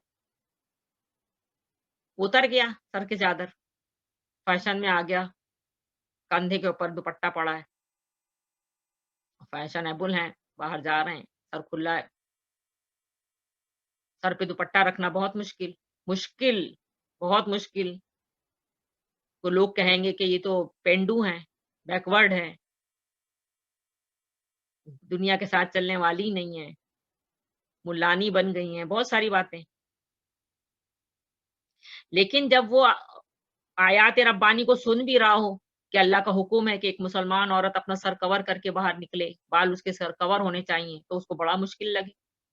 لیکن جو آدمی تقوی کے راستے کو اپنا لیتا ہے اس کو پھر سر کور کرنا مشکل نہیں لگتا، پھر اس کے لیے بہت ہی آسان ہو جاتا ہے۔ شروع میں مشکل لگا، کیسے کس طرح لوگ کیا کہیں گے، بہت گھر میں بھی بہت سے لوگ تکرار کرنے لگتے ہیں، باہر بھی تکرار شروع ہو جاتی ہے، لیکن جب وہ اس راستے پہ چل پڑتا ہے تو اس کے لیے ہم وہ لِلْيُسْرَىٰ ہم اس کے لیے آسان کر دیتے ہیں اس معاملے کو، اور یہ ہوتا ہے۔ میں نے تو ایک مثال دی ہے، سارے معاملات کو آپ اس میں لے کے رکھ کے دیکھ لیجئے، جتنے بھی حلال راستے ہیں جو اللہ کے بتلائے ہوئے طریقے ہیں جس سے اللہ راضی ہوتا ہے، وہ شروع میں بہت مشکل لگتا ہے، لیکن جب انسان اس راستے پہ چل پڑتا ہے تو وہی راستہ اللہ تعالیٰ اس کے لیے بہت آسان کر دیتے ہیں کہ اس کو اس کام میں پھر لذت ملنے لگتی ہے، وہ انجوائے کرتا ہے، وہ خوش رہتا ہے۔ اور اسی چیز کو اللہ تعالیٰ نے فرما دیا ہے کہ ہم جو ہیں آسان کر دیتے ہیں، یعنی ایسا آپ کے ارد گرد لوگ ہوں گے، آپ کو معاشرے کے اندر آپ کی طرف لوگوں کے دل کھینچیں گے، آپ کی معاشرے میں عزت ہوگی، آپ کو معاشرے میں وہ وقار حاصل ہوگا جو ایک انسان خواہش مند ہوتا ہے۔ اور اسی چیز کو اللہ تعالیٰ نے سورہ نحل میں فرمایا من عمل صالحا من ذکر او انثی وهو مؤمن فلنحیینہ حیاۃ طیبہ، جو شخص بھی نیک عمل کرے خواہ وہ مرد ہو یا عورت اور ہو وہ مومن، اسے ہم اچھی زندگی بسر کرائیں گے۔ تو اللہ تعالیٰ کا یہ وعدہ ہے فلنحیینہ حیاۃ طیبہ، پاکیزہ زندگی، یعنی دنیا میں بھی اللہ تعالیٰ اس کا انعام دے دیتے ہیں للیسرا کی شکل میں کہ اگر وہ حلال راستے پہ چلنے لگتا ہے تو اللہ تعالیٰ اس کے لیے اس کو آسان کر دیتے ہیں۔ اس میں کوئی بھی شک نہیں ہے، یہ تو ایک بہت ایسی آیات ہے کہ جن کے لیے بڑی ہم کا تفصیل بھی کریں تو کم ہے، لیکن چونکہ ٹائم کم ہوتا ہے اس لیے میں اس سورہ کو تو پورا کرنا چاہوں گی۔ تو یہاں تک اس ایک مثال سے یہ بات سمجھ میں آ گئی ہوگی کہ اللہ تعالیٰ کس طرح جب انسان نیکی کے راستے پہ چلنے لگتا ہے تو اللہ تعالیٰ اس کے لیے اس کام کو آسان کر دیتے ہیں. بظاہر وہ جب تک کرتا نہیں تو بہت مشکل لگتا ہے، کیسے ہوگا، کس طرح ہوگا، کیوں کر ہوگا، لیکن جب وہ کرنے لگتا ہے تو اللہ تعالیٰ للیسرا اس کے لیے آسان کر دیتے ہیں، آسان راستے کو. آگے اللہ تعالیٰ فرماتا ہے وَأَمَّا مَنْ بَخِلَ وَاسْتَغْنَىٰ. اب یہ جو آیا ہے تین آیا تقوی کے راستے میں جو چلنے لگتے ہیں، یعنی ایک انسان کا ایک کریکٹر، وہ والا کریکٹر جو اللہ کو راضی کرنے والا ہے. اب آ رہا ہے جو اللہ کو ناراض کرنے والا ہے، اس کریکٹر کی بات ہو رہی ہے. اس کی 3 باتیں آ گئیں آیت نمبر 8 اور 9 میں. اللہ تعالیٰ فرماتے ہیں وَأَمَّا مَن بَخِلَ وَاسْتَغْنَىٰ وَكَذَّبَ بِالْحُسْنَىٰ. اور اما وہ من جس نے بخیلا بخل کیا، کنجوسی، بخل جو کنجوسی کرتا ہے، بخل کرتا ہے. وستغنا اور بے پرواہ بنا رہا، یعنی اتقا کا بالکل الٹ.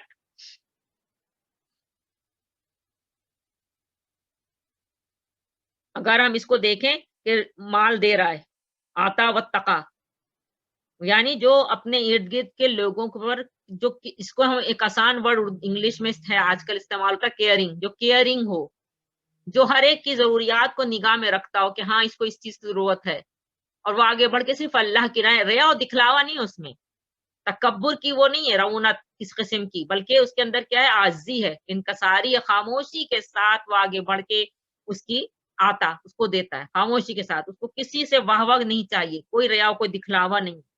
اللہ اکبر. اور یہ بخیلا وستغنا ایک ساتھ ہے. بخیلا بخل کیا، کنجوسی کی، وستغنا بے پرواہ بنا رہا. ایک تو بخیل وہ ہے جو روپیہ جوڑ جوڑ کر رکھتا ہے اور نہ اسے اپنے اوپر خرچ کرتا ہے، نہ اپنے بال بچوں پہ خرچ کرتا ہے، بچا بچا کے پیسے کو جوڑ جوڑ کے رکھے میں اکاؤنٹ بڑھ رہا ہے.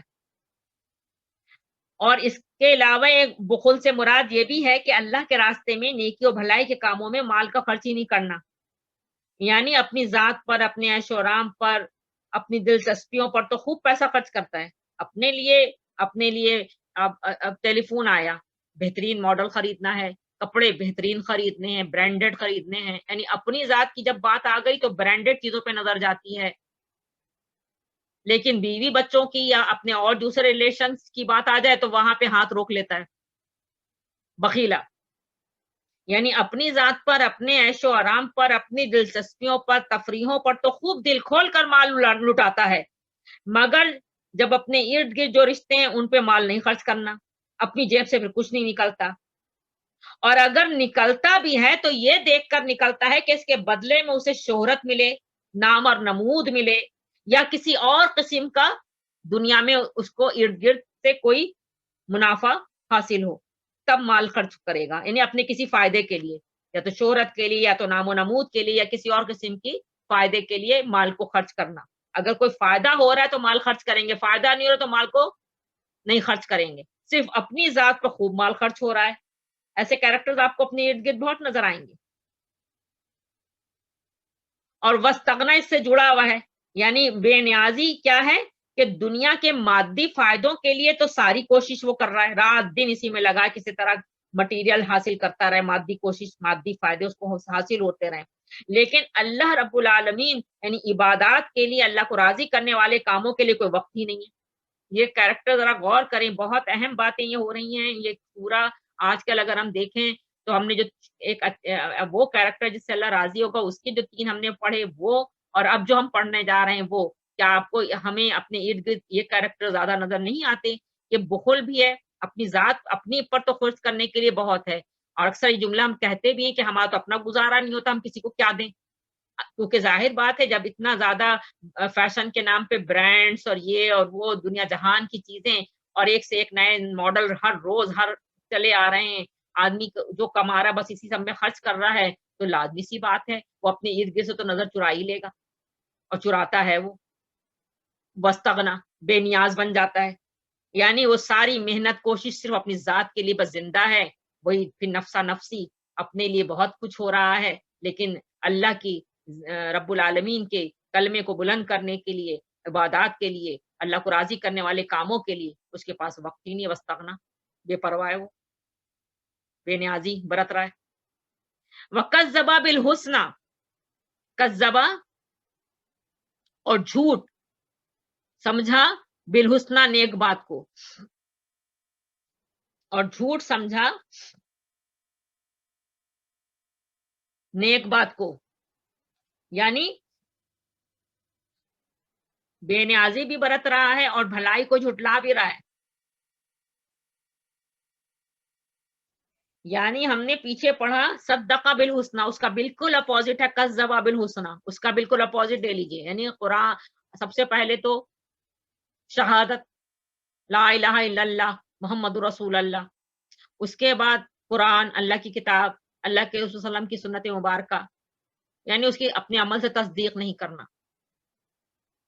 بالکل اس کا اپوزٹ عمل کرنا، اللہ کے دیے ہوئے جو ضابطہ حیات ہے یعنی قرآن اس سے بالکل ہٹ کے زندگی بسر کرنا. کذب بالحسنہ یعنی صدقہ جو ہم نے ابھی پڑھی آیت صدقہ بالحسنہ اس کا بالکل اپوزٹ ہے کذب بالحسنہ. جھوٹ سمجھا نیک بات کو، بھلائی کو جھٹلایا اس نے. اور یہ کرتے ہیں لوگ، جہاں کوئی بھلائی کرنے کی بات آئے وہاں پہ ہر طرح سے جتنی بھی طاقت ان کی ہے اس میں جھٹلانے کی کوشش کرتے. اللہ اکبر. اللہ تعالیٰ آگے فرماتا ہے جس کا بھی یہ ہے اس طرح کا کریکٹر کا، یہ اس ٹائپ کا کریکٹر، فَسَنُيَسِّرُ لِلْعُسْرَى واپس آسان کریں گے اس کے لیے، لِلْعُسْرَى یسر کا بالکل اپوزٹ اسر، یسر آسان، اسر سختی تنگی، لِلْعُسْرَى سختی میں پہنچنا، اس کو ہم سخت راستے کے لیے سہولت دیں گے. اور یہ ایک حقیقت ہے، جب انسان اس کو بڑا مشکل لگتا ہے نیکی کے راستے پہ چلنا، نیکی کا کام کرنے کی بات ہوئی، نیکی کی کرنے کا کام کرنے کے لیے اس کو اتنا مشکل لگتا ہے کہ وہ جیسے میں نے بھی آپ کو ایک مثال سر کور کرنے کے دی تھی، وہ بہت مشکل لگتا ہے. وہ عادت ہو گئی ہے تو اب کہاں سے وہ اس کو سر پہ دوپٹہ رکھنا، یعنی ہم کہہ رہے ہیں نا کہ یہ تو بہت آسان کام ہے، تو اللہ نے آسان کر دیا، لیکن جو نہیں کرتا اس کو بہت مشکل لگتا ہے. ایک مثال سے میں آپ کو بات سمجھاؤں. جو آدمی جھوٹ بولنے کا عادی ہو جائے، جتنی بھی بری چیزیں ہیں، غیبت، چغلی، جھوٹ، اس کو اگر وہ نہ بچنا چاہے، اگر وہ اپنے رب کو راضی نہ کرنا چاہے تو واقعتاً ان بری چیزوں سے نکلنا اس کے لیے بہت مشکل ہو جاتا ہے. اللہ تعالیٰ پھر اسی میں اس کو چھوڑ دیتے ہیں. پھر انعام کیا ہے کہ اس کو نیکی کے بھلائی کی باتوں میں ضیق صدر کیا ہے، سینے کا بھیجنا بڑا مشکل کام لگتا ہے کہ کیا ہو رہا ہے. لیکن جو لوگ نیکی کے راستے پہ چل پڑتے ہیں اللہ تعالیٰ ان کی شرح صدر جو کر دیتے ہیں تو ان کو نیکی کا راستہ پھر بہت آسان لگتا ہے، وہ بہت آسانی سے اس کام کو کرتے ہیں، ان کو پھر اس میں کوئی مشکل نظر ہی نہیں آتی. یہ دونوں کا ڈفرنس ہے. امید ہے بات سمجھ میں آ رہی ہوگی. اللہ تعالیٰ فرماتا ہے کہ ہم جو ہیں اس کے لیے اس سخت راستے کے لیے اس کو سہولت دے دیں گے. جیسا کہ انہوں نے تفہیم القرآن میں مودودی صاحب نے اس کی تفسیر میں لکھا ہے کہ اس راستے کو سخت اس لیے کہا گیا تو اس پر چلنے والا اگرچہ مادی فائدوں اور دنیاوی لذتوں اور ظاہری کامیابوں کے لالچ میں اس کی طرف جاتا ہے، لیکن اس میں ہر وقت اپنی فطرت سے، اپنے ضمیر سے، خالق کائنات کے بنائے ہوئے قوانین سے اور اپنے گرد و پیش کے معاشرے سے اس کی جنگ برپا رہتی ہے. صداقت، دیانت، امانت، شرافت اور عفت و عصمت کی اخلاقی حدوں کو توڑ کر جب وہ ہر طریقے سے اپنی اغراض اور خواہشات کو پورا کرنے کی کوشش کرتا ہے، جب اس کی ذات سے خلق خدا کو بھلائی کے بجائے برائی ہی پہنچتی ہے، اور جب دوسروں کے حقوق اور ان کی عزتوں پر دست درازیاں کرتا ہے تو اپنی نگاہ میں وہ خود ذلیل و خوار ہوتا ہے، اور جس معاشرے میں وہ رہتا ہے اس سے بھی قدم قدم پر لڑ کر اسے آگے بڑھنا پڑتا ہے. اور اگر وہ کمزور ہو تو اس روش کی بدولت سے طرح طرح کی سزائیں بھگتنی ہوتی ہیں، اور اگر وہ مالدار، طاقتور اور بااثر ہو، چاہے دنیا اس کے زور کے آگے دب جائے لیکن کسی کے دل میں اس کے لیے خیر خواہی، عزت اور محبت کا کوئی جذبہ نہیں ہوتا. لوگ اس کو بہرحال برائی کہتے ہیں، حتیٰ کہ اس کے شریک کار بھی اس کو خبیث آدمی ہی سمجھتے ہیں. اور یہ معاملہ صرف افراد ہی تک محدود نہیں، دنیا کی بڑی سے بڑی طاقتور قومیں بھی جب اخلاق کے حدود پھاند کر اپنی طاقت اور دولت کے زوم میں بد کرداری کا رویہ اختیار کرتی ہیں تو ایک طرف باہر کی دنیا ان کی دشمن ہوتی ہے اور دوسری طرف خود ان کا اپنا معاشرہ جرائم، خودکشی، نشہ بازی، جو خبیث امراض ہیں، خاندانی زندگی کی تباہی، نوجوان نسلوں کی برے راستوں پہ چلنا طبقاتی کشمکش اور ظلم اور جور کی روز افزوں وبا سے دوچار ہو جاتا ہے، یہاں تک کہ جب وہ بام عروج سے گرتی ہے تو دنیا کی تاریخ میں اپنی یہ لعنت اور پھٹکار کے سوا کوئی مقام چھوڑ کر نہیں جاتی۔ اللہ تعالیٰ فرماتا ہے ایسی شخص کو ہم سخت راستے پر چلنے کی سہولت دیں گے، یعنی اس سے بھلائی کے راستے پر چلنے کی توفیق اللہ سلب کر لے گا، برائی کے دروازے اس کے لیے کھول دیے جائیں گے، اسی کے اسباب اور وسائل اس کے لیے فراہم کر دیے جائیں گے، بدی کرنا اس کے لیے آسان ہوگا اور نیکی کرنے کے خیال سے اس کو یوں محسوس ہوگا جیسے اس کی جان پر بن رہی ہے۔ یہ بات جو میں اس تفہیم القرآن میں سورہ لیل کی تفسیر کے حاشیہ نمبر 5 سے پڑھ رہی ہوں اس وقت، یقین کریں ہمارے ارد گرد ایسے حالات ہوتے ہیں اور ایسا ہوتا ہے۔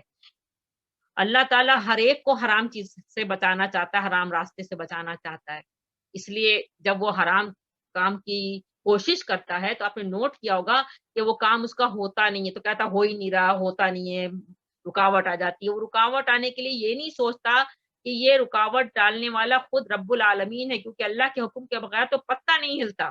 اگر انسان اپنے رب سے جڑ جائے تو وہ دنیا میں جو کچھ اس کے ساتھ ہوتا ہے اس کو وہ فوراً جوڑتا ہے اپنی آخرت سے، کہ اس میں یقیناً میرے لیے آخرت کی بھلائی اللہ نے رکھی ہے، اسی لیے یہ کام اللہ کو ناپسند اس لیے نہیں ہو رہا۔ تو وہ اس سے بچنے کی پھر اپنی شعوری کوشش کرتا ہے۔ یہ چیز ہی ہے انسان کا بھلائی کے راستے پہ اپنے آپ کو ڈال دینا، اور جب اپنے آپ کو بھلائی کے راستے پہ ڈال دیتا تو اللہ تعالیٰ اس کے لیے وہ راستہ پھر آسان کرتا چلا جاتا ہے بھلائی کا۔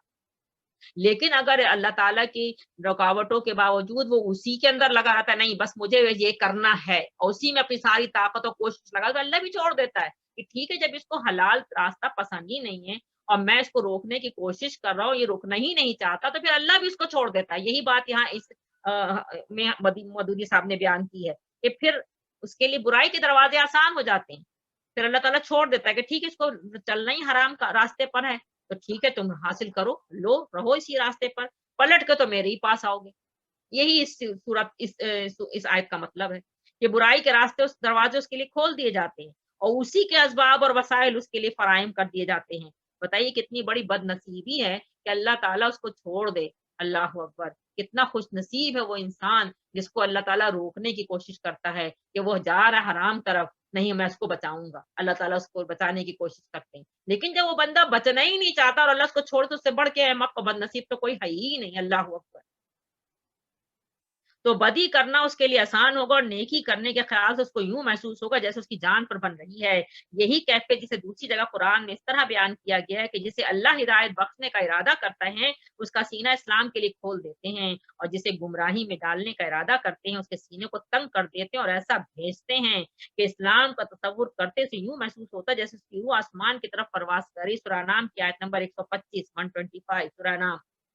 ایک جگہ اللہ تعالیٰ سورہ بقرہ میں آیت نمبر 46 میں فرماتے ہیں بے شک نماز ایک سخت مشکل کام ہے مگر فرما بردار بندوں کے لیے نہیں، الا الخاشعین۔ یہ نماز اب جو خاشع اللہ کے خشوع والے بندے ہیں ان کو تو نماز بہت آسان لگتی ہے، وہ تو خشوع و خضوع اٹھتے ہیں نماز کو، خشوع وہ تو نماز میں لذت محسوس کرتے ہیں، جیسے کہ آپ صلی اللہ علیہ وسلم نے فرمایا نماز میری آنکھوں کی ٹھنڈک۔ اور منافقین کے متعلق اللہ تعالیٰ نے فرمایا وہ نماز کی طرف آتے بھی تو کسمساتے ہوئے آتے ہیں اور راہ خدا میں خرچ بھی کرتے ہیں تو بادل نخواستہ خرچ کرتے ہیں، اپنے اوپر چٹی سمجھتے ہیں زبردستی کہ کیا بھائی۔ اللہ اکبر، تو یہ اس آیت کا مطلب امید ہے بات سمجھ میں آئی ہوگی۔ اگلی آیت لے لیتے ہیں، آیت نمبر 11۔ اللہ تعالیٰ فرماتے ہیں جو اس کیریکٹر کے لوگ ہیں اس کے لیے اللہ نے کیا تیار کیا ہے، وما یغنی، اور نہیں، یغنی فائدہ دے گا، کام آئے گا، یغنی فائدہ دے گا، انو اسے، مالہو اس کا مال، یعنی وہ مال جو وہ کماتا رہا اللہ تعالیٰ کو ناراض کرنے کے لیے اور بخل جمع کرتا رہا، اللہ اکبر، وہ مال اس کو کچھ کام نہیں دے گا۔ اذا تردہ، جب وہ گرے گا، تردہ ہلاک ہوا، جب وہ گر پڑے گا، گرے گا، مراد دوزخ کے گرے میں، یعنی دوزخ کے گھڑے میں جب وہ گرے گا، جب وہ پھینک دیا جائے گا۔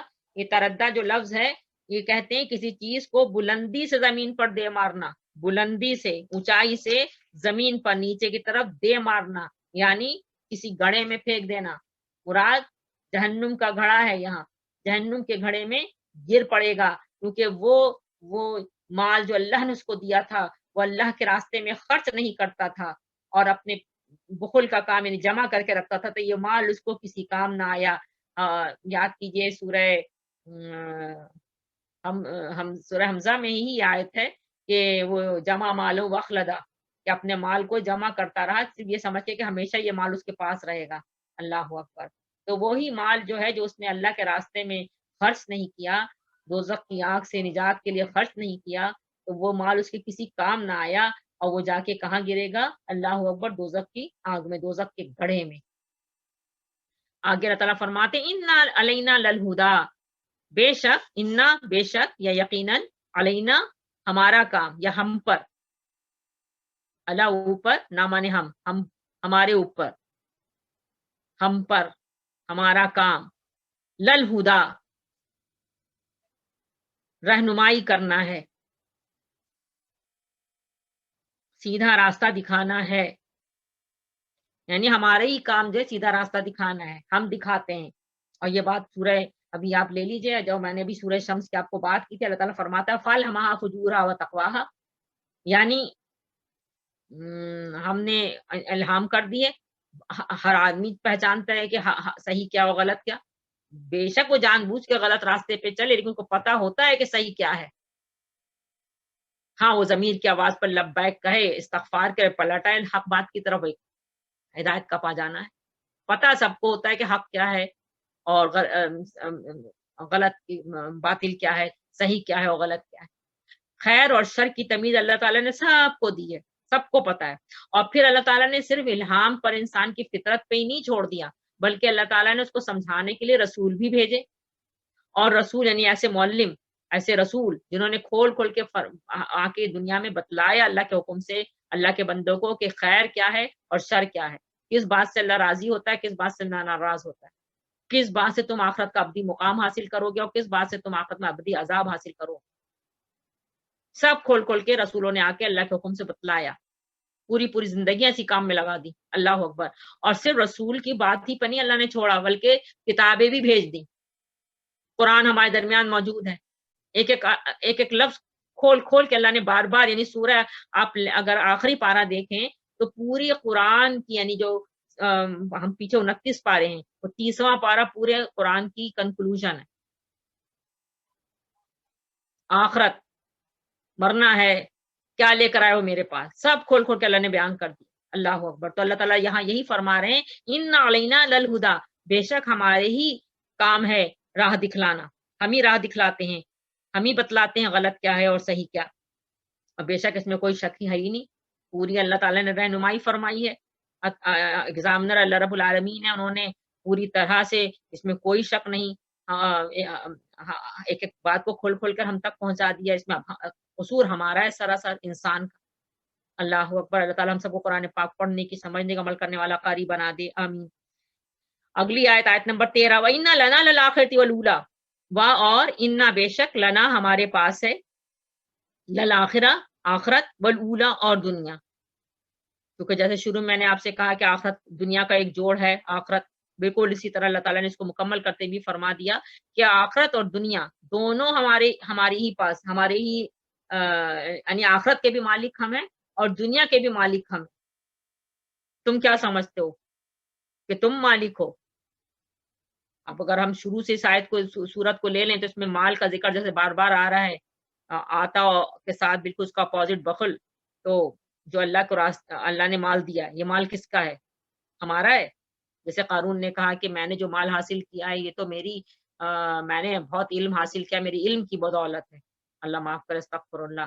جو کچھ بھی ہمارے پاس سب اللہ کی دین ہے، اللہ تعالیٰ جب چاہیں واپس لے لیں.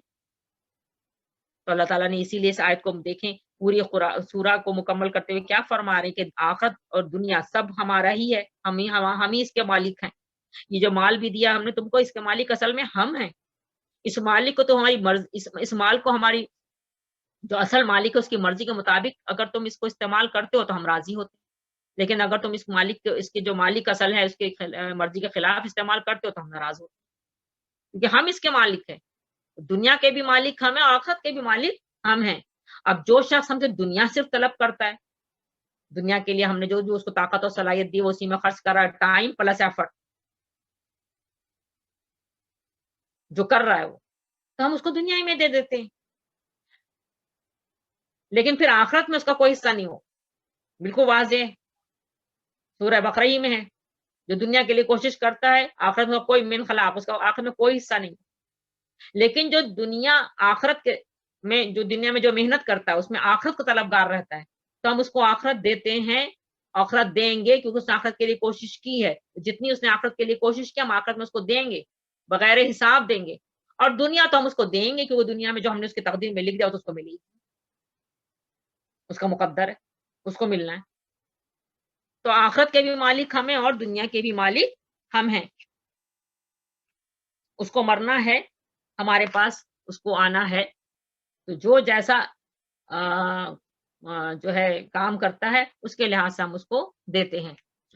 سورہ آل عمران کی آیت نمبر 145 میں ہے، سورہ شورا میں ہے کہ جو آخرت کی کھیتی بڑھاتا ہے، سورہ شورا کی آیت کے مطابق ہم اس کی کھیتی کو بڑھاتے ہیں، اور جو دنیا کی کھیتی چاہتا ہے اسے ہم دنیا میں دے دیتے ہیں، آخرت کا کوئی حصہ نہیں. تو جو جس ارادے سے نیت سے کام کرتا ہے اس کے لحاظ سے ہم اس کو دیتے ہیں، کیونکہ آخرت کے بھی مالک ہم ہیں، دنیا کے بھی ہم ہی مالک ہیں. اللہ اکبر. فَأَنذَرْتُكُمْ نَارًا تَلَظَّىٰ، اللہ تعالیٰ فرماتا ہے فا پس انذرتو میں نے ڈرا دیا، کم تمہیں، انذرتکم میں نے ڈرا دیا تم کو، نارن ایک آگ سے، تلظا بھڑکتی ہوئی. یعنی میں نے تم کو بھڑکتی ہوئی آگ سے متنبع کر دیا ہے، خیر اور شر بتلا دیا ہے، کس بات سے ہم راضی ہیں وہ بتلا دیا، کس بات سے ناراض ہوتے ہیں وہ بتلا دیا. مالک آخرت اور یہ دنیا کے بعد آخرت بھی ہے، اس کے مالک بھی ہم ہی ہیں. ہم فیصلہ کریں گے، تم ہمارے پاس جیسا عمل لے کر آؤ گے ہم اس کے مطابق فیصلہ کریں گے. ہم نے تمہیں جو ہمارے ہم نے جیسا فرما دیا، جو اپنے لیے خود اپنے اختیار کی آزادی کو رکھتے ہوئے برائی کے راستے کو چنے گا، ٹھیک ہے کرے، لیکن پھر اس کے لیے نارن تلظا ہے، ایک ایسی آگ ہے جو بھڑکتی ہوئی ہے. تلظا لظا لظا کہتے ہیں یعنی آگ شعلہ مارتی ہوئی، یعنی دور ہے، اتنی ہائیلی ٹیمپریچر ہے کہ گوشت کو نوچ لے جائے گی. اللہ اکبر. استغفر اللہ، اللہ تعالیٰ دوزخ کی آگ سے ہم سب کو بچا لے، آمین. لا یسلاہا، لا نہیں، یسلاہا یسل وصل سے، وصل ملنا، داخل ہونا.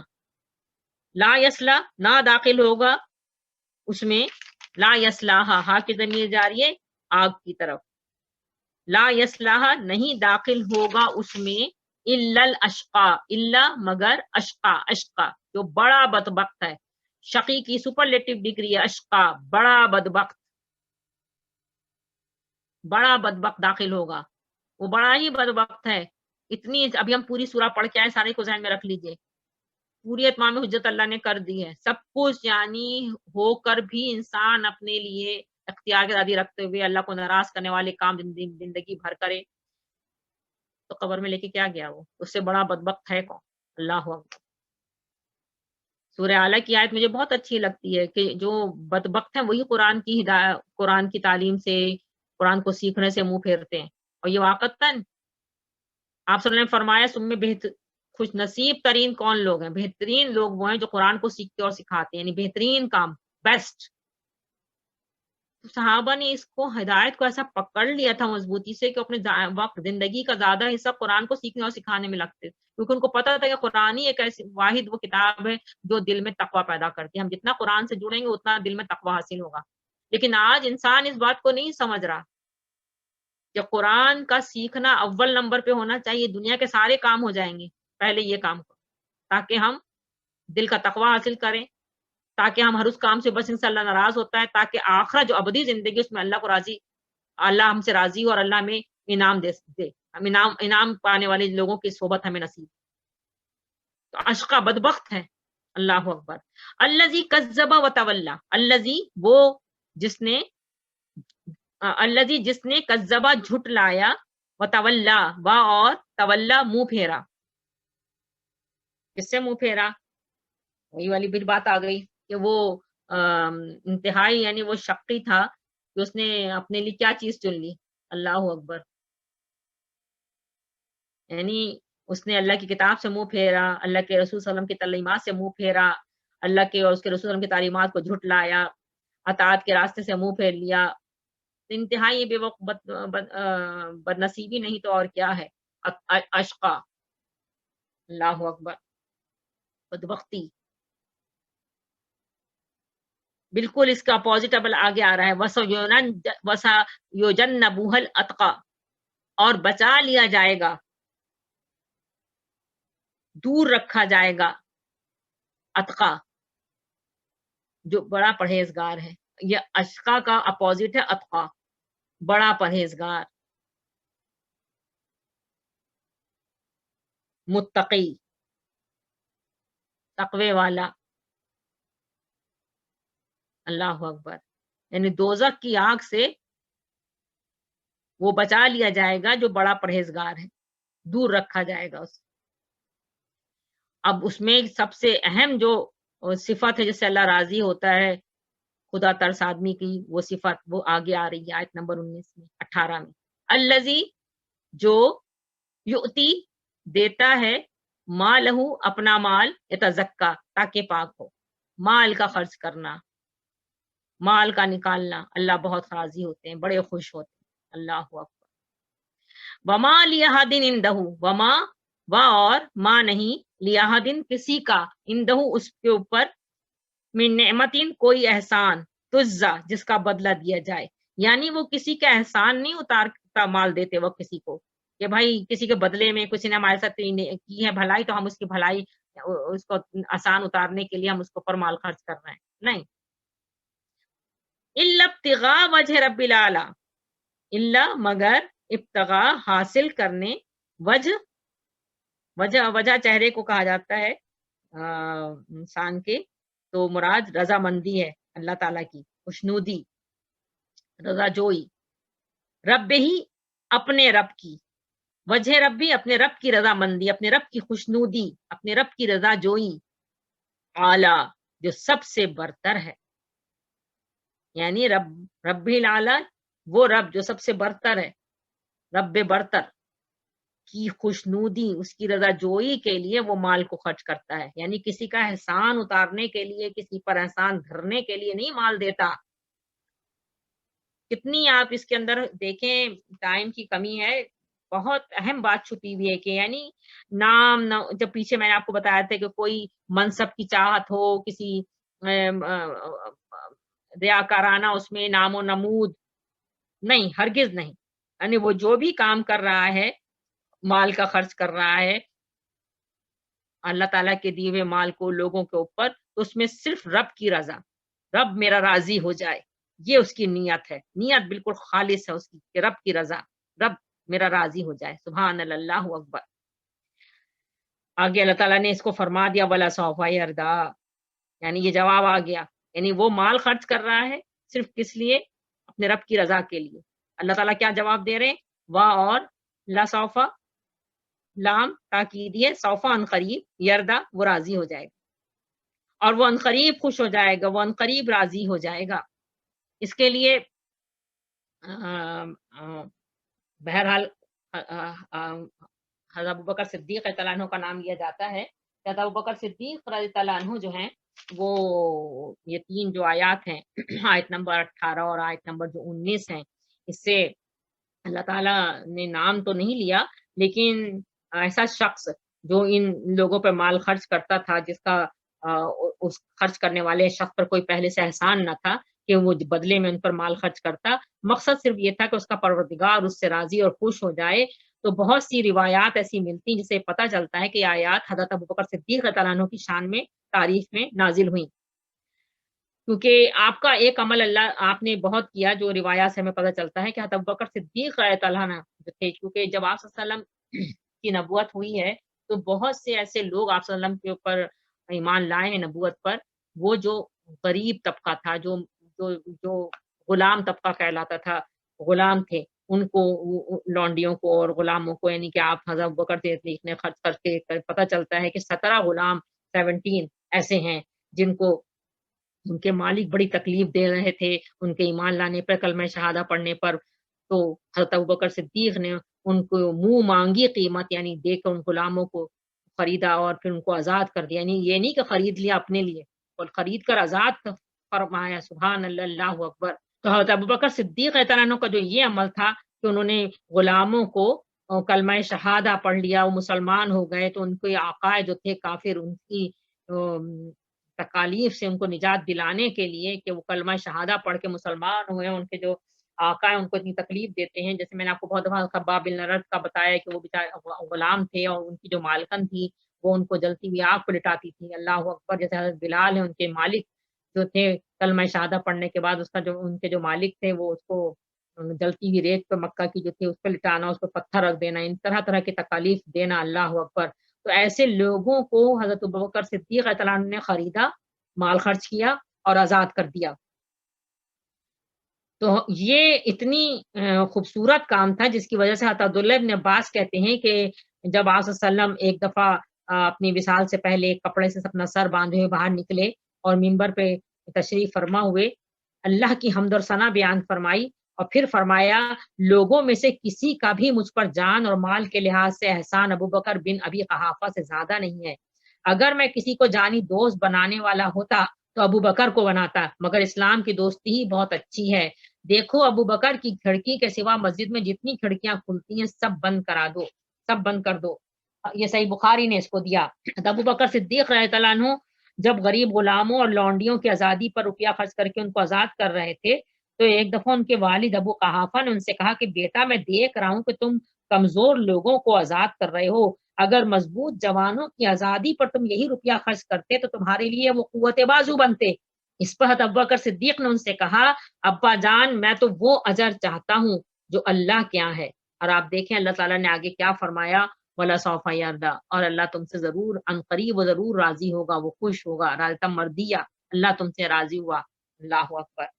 تو سب سے زیادہ اللہ کے راستے میں مال کا خرچ کرنا اللہ کو بہت پسند ہے.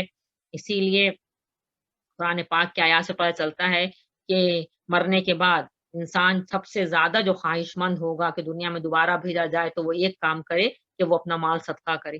تو مال کا صدقہ کرنا، لوگوں کے غریب لوگوں کا خیال کرنا، ان کی ضروریات کا لحاظ کرنا، اور وہ ظاہر بات ہے گھر سے شروع ہوتا ہے. اپنے گھر سے آدمی دیکھتا ہے کہ کون سا میرا ریلیٹیو جو ہے کس حالت میں ہے، اگر وہ ایسی حالت میں ہے تو آگے بڑھیں، اس کے جو بھی ضروریات ہے اس کا خاموشی کے ساتھ بغیر کسی ریا و دکھلاوے کے پورا کرنا. اللہ تعالیٰ بہت خوش ہوتے ہیں اس عمل سے اور اس سے گناہ بھی دھلتے ہیں. جیسے میں نے کفارے کا لفظ کہا تھا، اللہ تعالیٰ ہم سب کو اپنا مال صحیح جگہ پہ خرچ کرنے کی بھی توفیق عطا فرمائے اور ہمیں وہ اعمال کرنے کی توفیق عطا فرمائے جس سے اللہ راضی ہوتا ہے. آمین ثم آمین.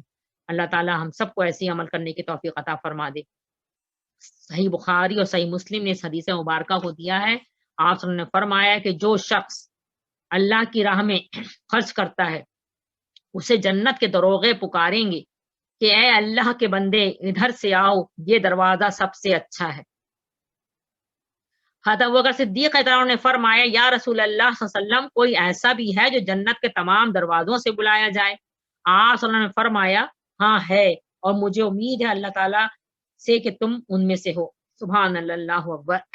سورہ لیل آج ہماری مکمل ہوتی ہے. اگلی جمعرات کو انشاءاللہ میں سورہ شمس کراؤں گی، اور چونکہ وقت بھی ہو گیا ہے، یہ آیات ایسی ہیں ہی نہیں کہ جن کو میں سرسری کروں، لیکن اتنا تو میں امید رکھتی ہوں اللہ کی ذات سے کہ سمجھ میں آ گئی ہوگی صورت، تاکہ جب ہم نماز میں اس کو پڑھیں تو ہم سمجھ کے پڑھیں اور ہمارا دل جو ہے تقویٰ سے بھرے. آمین ثم آمین. اور ہر اس شر سے ہم اپنے آپ کو بچانے کی کوشش کر سکیں جس سے اللہ ناراض ہوتا ہے. آمین ثم آمین. معاشرے کے لیے، اپنے ارد گرد کے لوگوں کے لیے ہم باعث خیر بنیں، باعث شر نہ بنے. آمین آمین ثم آمین یا غفور الرحیم. وما علینا الا البلاغ وآخر دعوانا الحمد للہ رب العالمین. ربنا تقبل منا انک انت السمیع العلیم وتب علینا انک انت التواب الرحیم. سبحانک اللہم وبحمدک نشہد ان لا الہ الا انت نستغفرک ونتوب الیک. جو لوگ بھی بیمار ہیں اللہ تعالیٰ سے دعا کرتی ہوں اللہ تعالیٰ سب کو شفا کاملہ عطا فرمائے، صحت و تندرستی کی نعمت سے نوازے. اور آج کل جو موذی جو آفت پھیلی ہوئی ہے پوری دنیا میں، اس سے اللہ تعالیٰ سب کو بچائے. اللہ تعالیٰ سب کو شفا کاملہ عطا فرمائے، صحت و تندرستی کی نعمت سے نوازے. آمین. اللہ تعالیٰ مغفرت فرمائے، اپنے جواہر رحمت عطا فرمائے. اس حال میں ہم سب اللہ تعالیٰ دنیا سے اٹھائے کہ آپ اللہ تعالیٰ ہم سب سے راضی ہو. آمین آمین.